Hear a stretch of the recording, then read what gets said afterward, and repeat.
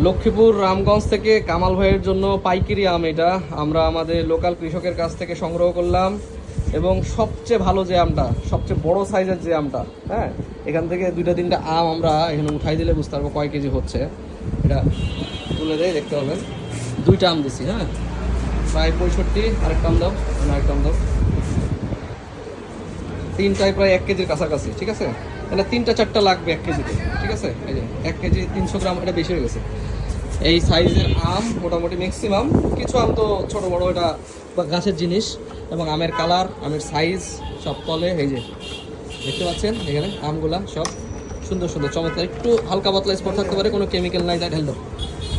কোনো কেমিক্যাল নাই, কোনো স্প্রে করা নাই, কিচ্ছু না। এটা কৃষকের কাছ থেকে সংগ্রহ করা আম, দেখতে পাচ্ছেন তল উপরে একেবারে সব সমান আম। এই আমটা সংগ্রহ করলাম ভাইয়ের জন্য, এবং আমাদের কাছ থেকে উনি পাইকারি আম নিতেছে। পাইকারি ওনার জন্য আমরা এখান থেকে ক্যারেট প্যাকেজিং করে ওনার কাছে পৌঁছে দেবো, ওনার দোকানে উনি এটা সরবরাহ করবে।